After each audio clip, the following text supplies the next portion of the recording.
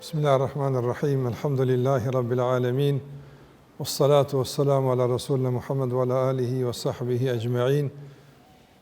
Të nderuar vëllezër, o gjendëruar, fillimisht Allahun e falenderojmë, vetëm për ti ndihmë dhe falje kërkojmë. Pas falërimit të Allahut manduar, falenderoj o gjendëruar për angazhimet e vazhdueshme, për kontributin, për kujdesin për xhamin, për juve dhe juve që jeni bashkëpunëtor dhe krah i rëndësishëm i Hoxhës në mirëmbajtjen e kësaj xhamie dhe ndërtimit të saj, në kuptim të organizimit dhe në kuptim të shfrytëzimit të saj. Padyshim se njerëzit të nderuar vëllezër në këtë dunjë marrin pjesë në aktivitete të ndryshme. Do të thonë janë pjesëmarrës në punë të lloj-llojshme. Dhe nuk është çdo punë e njëjtë, dallon puna prej punës në shumë aspekte, po dallojnë vlerësimet e njerëzve për punën. Dëso njerëz nuk janë të interesuar të dinë sa është një punë e pastër, apo është e dytë, më rëndësi sa është fitimi.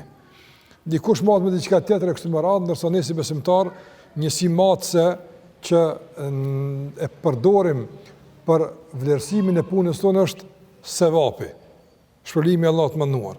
E kur jemi tek sevapi dhe tek shpërblimi, atëherë padyshim se shërbimi i xhamisë, shtëpisë Allahut azza wa jall, çdo aspekt, edhe ardhja këtu, e keni pa, sikur se Hoxha ju ka treguar, e shumë fishon sevapin e namazit. Namaz, obligimin e kryesit këtu në shtëpi.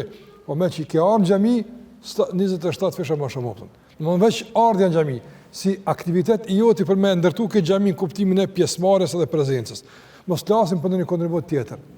Muhamedi sallallahu alaihi wasallam e ka përmend se Allahu ja ka mundsuar që të shfaqen punë të ummetit. Do të thotë, pejgamberi ka kërkuar nga Allahu mënduar që të sheh çfarë punë do të bën ummeti i tij, për çka Allah ka më i shpërbly.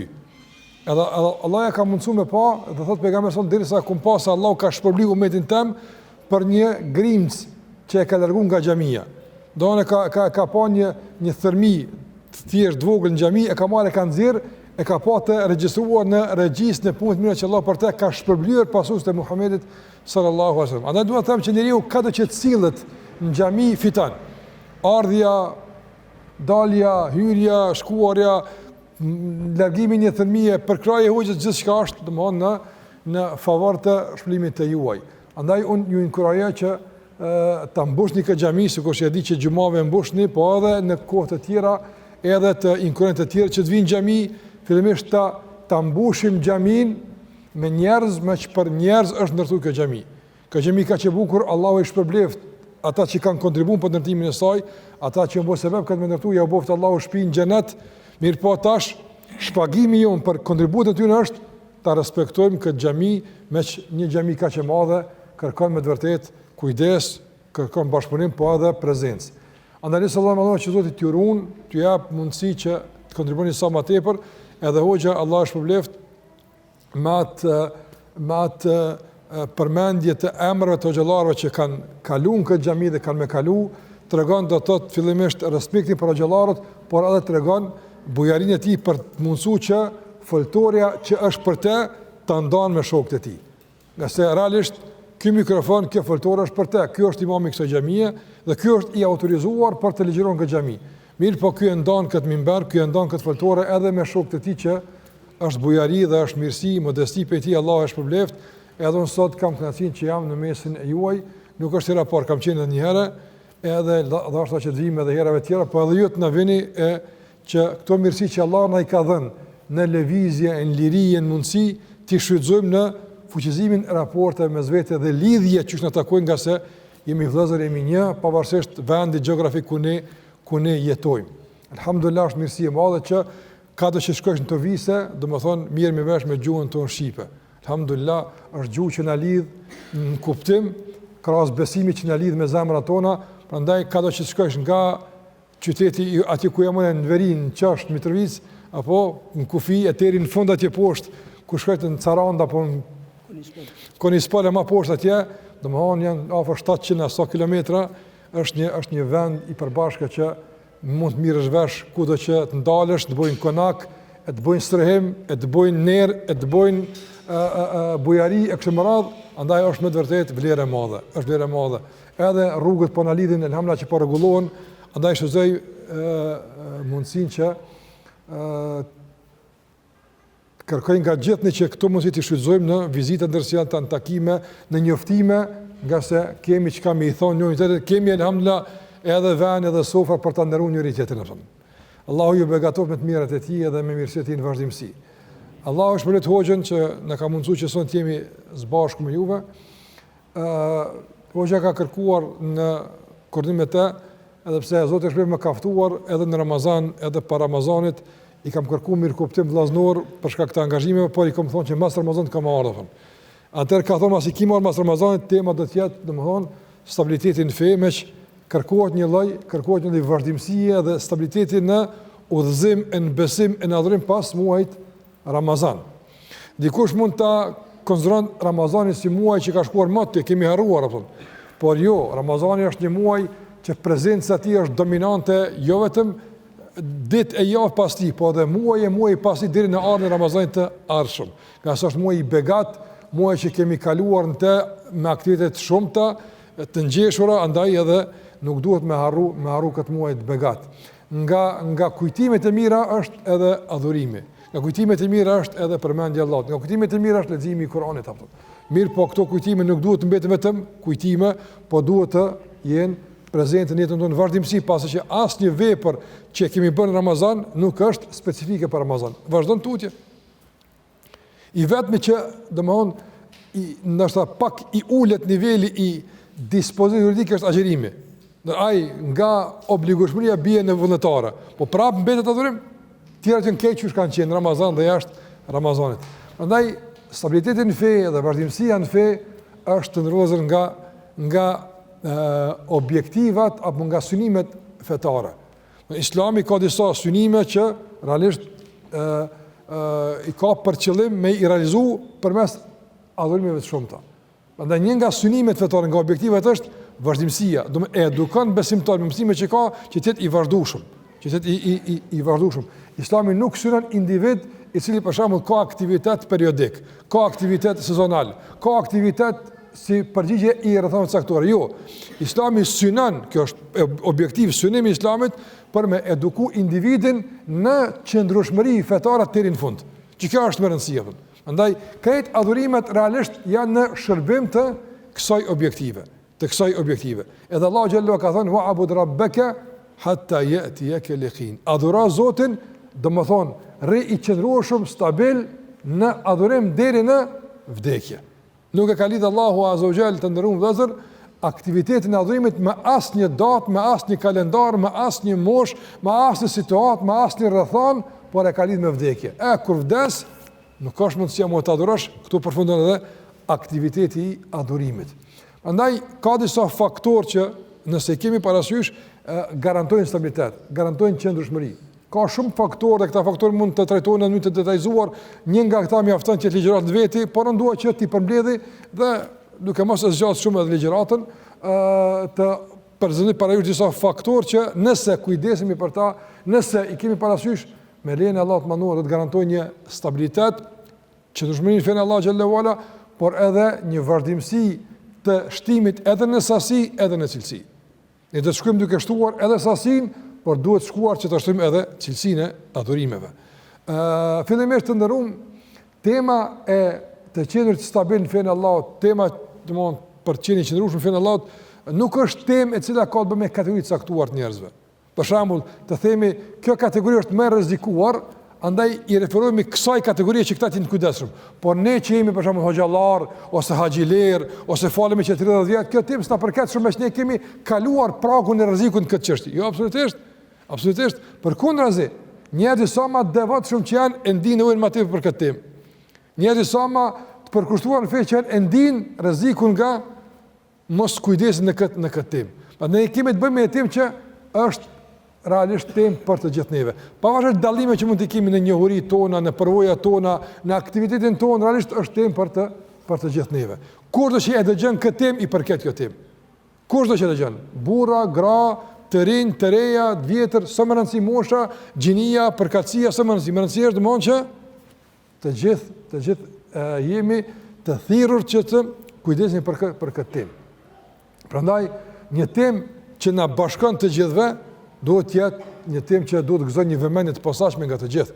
Një temë që duhet të trajtohet në baza të vazhdueshme, nga se të ndërrozur na në namaz e lexojmë surën El-Fatiha. Mund të lexosh për shembull sure tjera të Kuranit, madje mund të falsh namaz 60 vite, 70 vite, edhe mos të lexosh 90% të Kuranit, namazin e ke rregull apo. Bën, për shembull, a mund të falet 60 vjet, po asnjëherë në Kur'an në namaz nuk ka lexuar diçka nga kapitulli Bekara. A në rregull? Në rregull është. Nga kapitulli Ali Imran, nga kapitulli Nisa, Maide, lexon surët për shembull e fundit Ajdin, surën Kul huwallahu ahad, inna ata'inat ul asri, me këtë e çon namazin, sikur se shumica që xhamatlive to nuk di shumë Kur'an apo. Mirë, pa Fatiha nuk bën. Andaj Fatiha është, domthon, ajo që i bashkon të gjithë në namaz, në lexim të Kuranit, ndërsa pastaj pas Fatihës ndahemi. Dikush më gjatë, dikush më shkurt, s'më rëndësi, por te Fatiha të gjithë jemi bashk. E çka ka në Fatiha? Ka kjo ihdina siratal mustaqim. Na uzo në rrugën e drejtë. Do ne në baza ditore kërkojmë udhëzim. Ne në baza ditore kërkojmë stabilitet. Jo në baza periodike. Për shembull, më thonë që është e pëlqyer, madje është obligative që njerën 6 muaj me knu surën Fatiha. E temi pra, ne në bazë saj kuptohet se njerën 6 muaj duhesh më marrë me temën e stabilitetit. Jo, është jo baza ditore, po 5 herë nditje është e kërkuar. Shikoj kjo temë sa duhet të jetë prezente në jetën tonë. Nga se më udhëzon në rrugën e drejtë ti po falesh. Dikush më po unë i udhëzumi unë. I udhëzum, po, udhëzimi ka kategori ka lloje.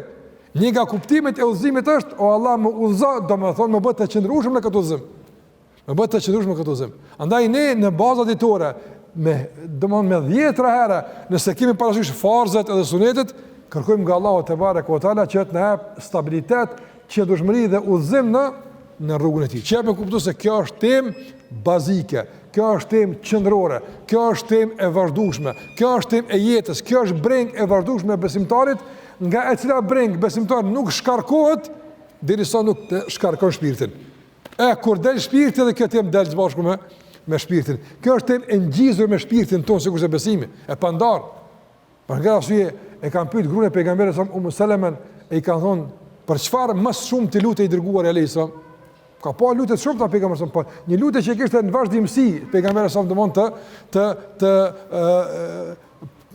lëvizur në gjuhën e tij që e mbante gjuhën e lagun në vazhdimsi me këtë lutje, çfarë ka qenë lutje? Ka thënë Seleme, gruaja e tij në shtëpi vet, ka thonë ya muqallibal qulub, thabbit qalbi ala dinik. O ti që zemrat e njerëzve i dorën tënde, që i rregullon çu çdon, na mbaj zemrën tonë stabile në fen tonë. Pejgamberi sa, para ai ka kërku nga Allahu stabilitet, udhëzim e qëndrueshmëri. Kush jemi ne?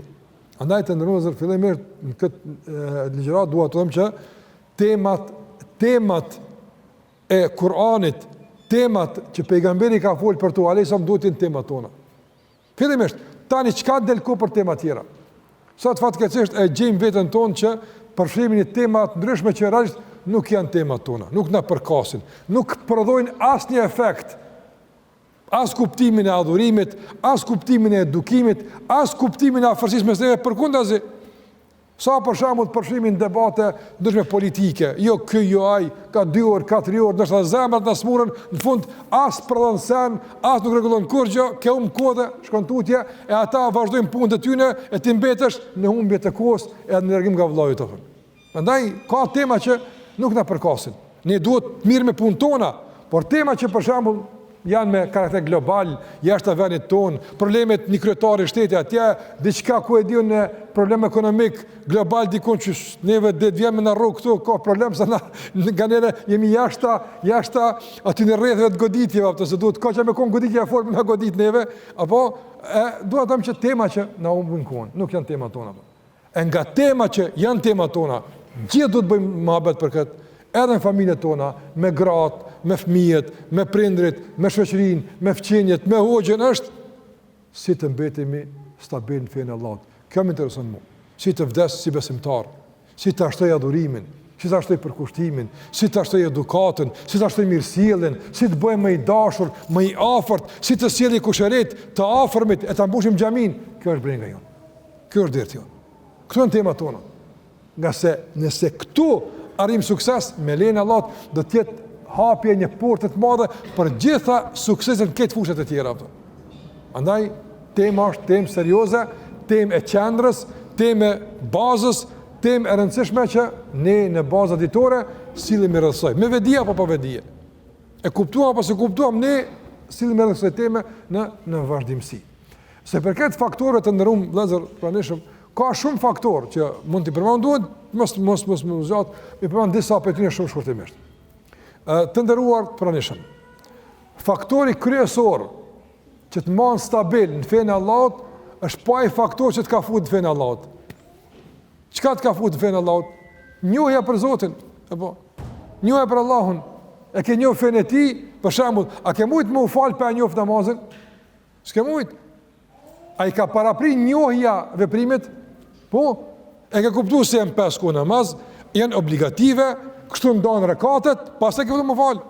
Dhe s'ka mund më falë pa ditë. Donë i ka parapri veprimit kush? Njohja. Andaj Allah ka në fa'alem, ennehu la ilaha illallah. Dije se nuk ka zot që meritën të adhurohet pas Allahut. Nuk ka. I vetë mirë të ajë që meritën të adhurohet. Në dije, pas taj adhuroje. Dije, pas taj adhuroje. Andaj, dija të nërëzë, dija, informimi fetar i vazhdueshëm është ai i cili na ndihmon të jemi stabil. E ky informim është i disa llojeve. Për shembull, nuk kërkohet që ne të jemi gjithmonë për shembull të informuar për fenë tonë me informata të reja, gjithë të reja, jo apo. Jo që të thellojmë në studimin e fesë, nga se gjithkush kemi profilet tona. Po, hoxha është normal që çdo ditë lexon Kur'an, komentet, ajeteve të haditheve, nga se realisht kjo është puna e tij, apo. Por gjithë xhamati nuk është e kërkuar në baza ditore të thellohen e studiojnë me që ata kanë edhe tjera aktivitete, tjera angazhime. Mirë po, çka ka përse me informatën, me dijen, çka ka përse? E para të ndërruar të rikujtojmë veten me ato gjëra madhore, besimit, tudhëzimit, për shembull namazit, me rikujtu veten vazhdimsi. Allah ka bërë këtë obligim, Allah ka bërë këtë, kjo është më rëndësi. Informatat e përsëritura që thot një rregull arab që hoxha din, thot ma tekarrara taqarrar. Ajo që përsëritet ngulitet. Apo sa e përsërit ajo është këtu ngulit. Kur ngulitet, kur rinjoset pastaj është shumë më e qëndrueshme. Prandaj ai kemi ne krejt informatat perfekt të ngulitura. Jo, disa kanë me të vesh, disa kanë të pak më thellë, disa në zemër, duhet më shtyj gjitha me shku tek zemra atë. Prandaj kjo është çështja e parë. Çështja e dytë që ka të bëjë me informatë është edhe në vazhdimsi të ndërruar të legjitimojmë veprimet fetare. Por në vepër që s'ka legjitimitet, nuk ka kuraje për të vazhduar tutje. Për shembull, nëse ti bën një veprim, por ku e ka bazën kjo? Më ka thonë mu baba plak apo. Po në rregull, pa i baba plak, do të më di ku e ka marrë apo. E ky ku ka marrë? Do të shkon doku zbese autoriteti i burimit pastaj ka me diktu edhe fuqinë e ndikimit të informatës. Apo, për të arsye ne e kemi një autoritet pa kontestueshëm, i cili dominon zemrën tonë është Allahu te bareku teala. E kur thosh pse e bëj këtë punë të vetës pse Allahu e ka thonë, o kry apo. O kry. Pse e bën këtë punë? E ka bëu pejgamberi sa më tërë, por vazhdoje, e studje. Në legjitimimi i veprimit nga burimi i duhur, sikurse e përmend autoriteti që është i pakontestueshëm, garanton vazhdimsi. Nëse e di se kjo është informatë që asnjëherë më nuk kam frikë se vjen dikush edhe e ndryshon. Por për shembull, nëse dikush e ka dhënë informat, ti nuk mund me investu komplet në atë informat për faktin se nuk e din sa është e saktë. Nëse vjen dikush e ndryshon, por ato që na ka mësuar Allah pejgamberi, a kemi frikë se vjen dikush dhe na thotë, a ju kam thonë që s'bën kjo punë? A ju kam thonë që nuk ka rregull? Ja, vëllai. Kanë ndodhur kundërta. Kanë tentuar me vite me thonë që nuk bën kjo fe, po ata kanë shkuar mbeti kjo fe atë. Këta ata që kanë shkon kjo fe, s'bën kjo fe, shkuan ata e u dëshmuar që ata s'pas kanë bë. Feja ka bë atë. Prandaj feja Allah të bën gjithë. Nuk kemi frikë nëse del dikush edhe dëshmon të kundërtën. Sa më të bindur këtë, sa më të informuar për këtë, realisht ne jemi më stabil në fenë Allah të manduar. Gjithashtu ndërmjetër nga informata që na duhet është edhe nga se stabiliteti ka të bëjë me veprimin, por ka të bëjë edhe me frenimin. Duhet diçka të zbatosh, nga diçka të frenosh. Largimi për të punëve të këqija. Sa më tepër ti e kupton për shembull vlerën e një vepre të mirë. Për shembull, të ndërmozëm. Nëse themi se namazi është obligativ. Namazi është obligativ. Kaq, kjo mjafton për besimtarin. Mi po tash nëse ne fillojmë të tregu rëndësinë e namazit, argumentin, shpërblimin, zëllshmëria për ta kryer namazin shkon duke kushtuar apo duke paksu? Dihet, duke kushtuar atë, duke kushtuar. Ta për shembull në gjithë, elhamdulillah, domthon keni gatshëm të japni, jeni bujar atë.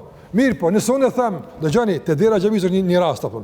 Është jetim, ka thon pejgamberi kështu për jetimin, kush e bën kët, edhe ju mobilizoj fuqishëm për këtë punë. Ju kur dilni do të jeni më të inkurajë për dhëna apo më të dekurajuar.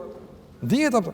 Andaj informata të lëviz në mbush për një vepër që është e mirë. Edhe kundërta, një vepër që është e shëmtuar. Na e dim që për shembull është përgojimi është i ndaluar apo e dim. Por dallon kur ti e din si ndaluar, e dallon kur ti për shembull je informuar më detajisht për shëmtueshmërinë e gibetit atë. Për shembull, me thonë për shembull që pejgamberi sallallahu alaihi wasallam një rast, një njeri është penalizuar për një vepër të caktuar. Dhe duke u dënuar për atë vepër se me çka bë krim, apo dikush ka fol keq për të.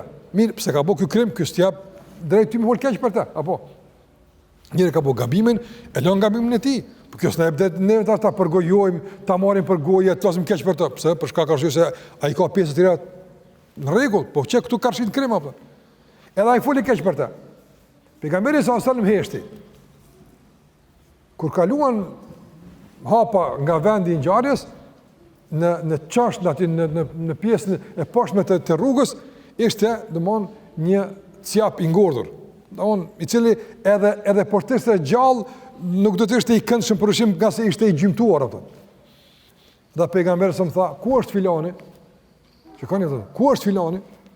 Thanë që ja Rasulullah, ai tash kishte përshtypjen se pejgamberi ka jap detyra me ndërua. Tha, ja ku jam i dëgjuar. Tha, ha nga kjo coftir. Tha pejgamberi, ai tha Allahu të falë dëgjuar i Allahut. Ky edhe gjallë po të ishte në kat, në të kuptim me thirrës hat se është. Shikoj është i gjymtuar, është i sakatosur, le më i ngordhur. Tha ke ngrën diçka më të keqe se ky. Kur e kuptojmë këtë themi shikoj, matësh për të përgojuar, si kështu, ma let me ngrënë një cjap të ngordhur që e dim se coftira është ndaluar vetërisht, sesa me përgoju me marr përgojë ndër një vëlla musliman apo një motër muslimane.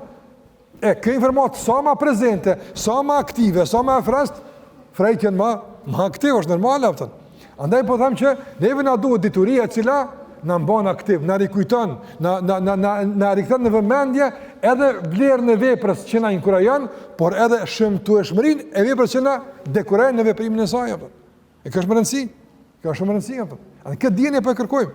Këtë dije po kërkojmë. Dijen e lehtësimit, dijen e rikujtimit, dijen e vlerës, shëmtimit e kështu me radhë që gjitha këto janë të rëndësishme. Prandaj dija të ndrozë, dija në baza ditore, në flalim me një tjetrin, këshilloni një hadith me lezu, sot ka alhamna libra vallahi të mira, hoxha u propozon një libër për shembull komentet hadithit pejgamberit sa ka dy hadithe të Imam Neviut, e keni librin e Riyadus Salihin, libri për shembull për biografinë e pejgamberit sa që flet për biografinë e Muhamedit alayhi salatu wasallam, me marrë të bërt me familje me zon nga një faqe, nga dy faqe, mori kujt kush ka qenë pejgamberi, çka na ka mësuar pejgamberi sallallahu alaihi wasallam, kjo është e mrekullueshme.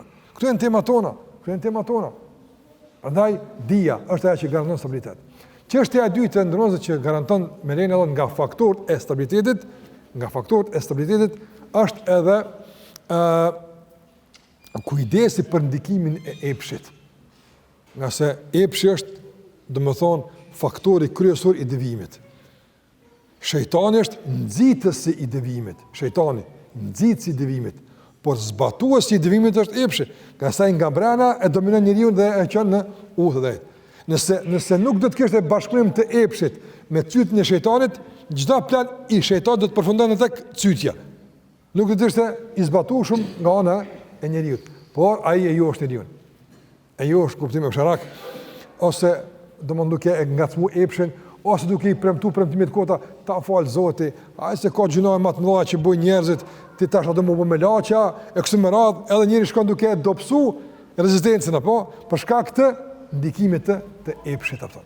Prandaj Allahu xhallahu ka përmendur në vëllazër, dhe kjo është shumë edhe frikshme edhe kërcënuese, këtë që Allah ka përmendur në Kur'an se njeriu nga ndikimi i epshit mund të arrijnë deri në nivel të adhurimit të epshit. Allahu na ruaj. Afarajta alladhi ittakhadha ilahahu hawa. A ki pa ato që e ka marrë Zot që e adhuron epshin. Pra në din këtë nivel me adhuron njëri epshin, po a kësi keni pasat njerëz ta që adhurojnë? Po jeton për epsh, dëm për epsh, turan për epsh, për epshin që ka të bëjë me këtë atë aspektin që njeriu domthonë i ka kërkesa por që duhen të jenë të frenuara dhe të menaxhuara nga logjika e tij dhe nga besimi, por jo të shturura, nga se epshi të ndrozur, epshi duhet të jetë i frenuar. Një nga dietarët bën të shembull, thonte, para mendon se e ke një ta ofrojnë një makinë, për shembull tipit Benza, tipit BMW, çfarë do koft, edhe është modeli i fundit, edhe gjitha i ka aty, këti ka don ekskluzive, gjithë ka thot, veç e ka një të meta. Frejt nuk i punojnë ato. Frejt nuk i punojnë. Nuk mund të rregullosh asnjëherë. A pranon ti me atë makinë me dalë në rrugë? Jo. Po e bukur është, pa, megjithatë, apo ti pranon me dalë në rrugë, ndoshta edhe mos i punon ndonjë dritë, apo edhe ndonjë karrik mos më qenë komod ama fret mi punuar. Është esenca apo. Edhe epshi mund të jetë kështu, ajo që ta zbukuron i këndshëm, i mirë, komod, rahat, i sheshëm, ama ta humb sistemin e frenimit apo. Po ta prishi sistemin e frenimit apo, pastaj nuk është më rëndësi në cilën login shkatërrosh për plasë Allah na ruaj. Apo? Prandaj nuk duhet me leju me dështu sistemi i frenimit për asnjë çmim. Nuk po me leju. Çfarë oferte? More kët, ja spranoj, veç frejt me punu. Ne pa frejt s'ka, nuk bën. Prandaj të ndërmozë njerëzit fatkeqësisht jo që nuk i punon sistemi i frenimit e psharak, po ata frejt e mendjes që kanë pa epshit apo. Para mëna, mendja menaxhohet nga epshi. Mendja menaxhohet nga epshi. Për shembull, domosë, një njeri i cili për shembull e përdor drogën, alkoolin apo. Cila mendje do të mirë të bëj? Cila mendje apo? Një që vjedh. Një për shembull që i bën punë qija. Cila mendje do të ti e ke të bëj mirë? Cila është e mendje? S'ka si mendje, nuk ekziston. Qase mendja nuk pajtohet me të keqen apo. E pamundshme, e ka krijuar Allahu të tillë që natyrshëm e refuzon të keqen. Cili besim pajtohet me të keqen? S'pajtohet apo. Mirë, e pse njerëzit e bojnë? Pse e bojnë njerëzit? Unë kërë habitim pak e që kuptimi lutem, po habitim kërë, për shembull, tash e shoh që në pakot e duhanit e kanë obligu që me vendos një foto, domon që ta bën gërdetshëm duhanave. Pa në kompanit, janë dëmbushni, katastrofë, domon të zeza, të shkatruara, ato që si foto me pa të merrosh ato. Ai e bën xhep 24 saat e nxjerrë shepin, shllok, aq domon, atë spunon sistemi fara. A do të them që njëri kur nuk është në ndikim të mendjes së besimit, realisht pastaj edhe punë e epshit duken të mira. Andaj ne duhet me frenu epshin ton, ka dalë se nuk ka rregull kjo, nuk ka rregull. Po sot patjetërisht nga ndikimi dhe dominimi i epshit, edhe fjalë nuk ka rregull, edhe fjala nuk është në rregull, është bë nuk ka rregull atë. Apo më kuptoni? Do të dikur fjala me thon dikujt nuk është në rregull, ka qenë në rregull. Tash më thon nuk është në rregull kjo punë, çka i bën kjo? Po nuk është në rregull, të më thua ti mua nuk ka rregull. Apo, se na e bëjmë rregull. Kush e ka prish kët sistem? Epshi. Gjithçka është me kujt. A fitojene? A kënaqem unë? Punë e madhe, po ti po dëmton më prindin, ti po dëmton më familjen, po ti po shkatron më familjen, po çfarë të bëjën atë? Kënaqësia është më rëndësia atë. Epshi më rëndësia atë. Prandaj të ndërmozë, kjo është serioze. Duhet epshin e frenu. Shikoni të ndërmozë, Islami nuk ka kërkuar që me mbyt epshin. Largas e ndaluar është. E ndaluar është. Zban. Islami nuk ka kërkuar që njeriu me eliminoj epshin. E ndaluar është, nuk bën. Po ka kërkuar me e frenu epshin atë. E këtu është mesatori i Islamit, mes atyre që i alshojnë fret epshit komplet, edhe atyre që e vrasin epshin duke u privuar nga begatit e mirësitë Allah në këtë dunja që janë halal me hongre mi pijevë. Mesatori atë.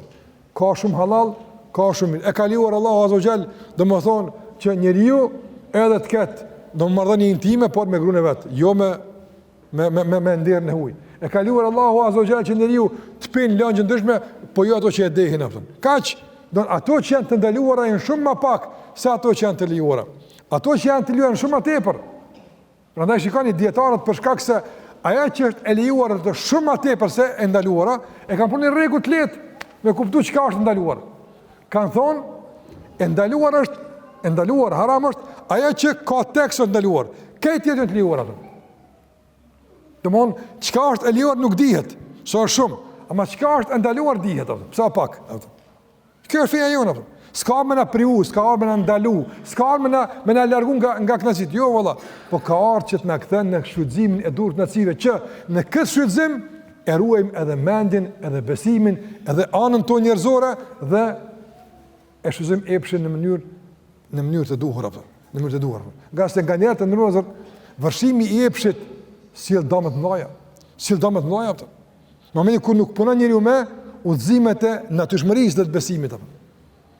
Dietari njëri Ibn Qayyim rahimahullah e sjell në shembull kështu. Thotë parandani një pend që mban ujin, apo pend apo e madhe. Kështu është digë e madhe po. Don që atje është akumuluar masë e madhe e ujit dhe është realisht një rezervat për ujitjen e arrave, apo. Në kohë thatësia, në kohë kështu më radh, ai diga pak ngritet edhe shon ujë nënte që realisht të ndihmon në rritjen e nivelit të ujit për të ujit arrat për shembull. Dhe duhet çuar me kontroll. A më kupton se me bëmë shumë atë për prish qytete ato. Do të paramenddoni për shembull përgjegjës i digës të jetë njëri i cili për shembull nuk i punoi numrat apo. Apo po i punoi emocionet. Ai tash më ngrihet pak më ta gjuna që çoj duhet kanë ujë shumë apo. Pa nga dashnia për ta imit ata apo. Se u ka shuhin në bazë të dashnisë emocionale, jo në bazë të kalkulimit racional.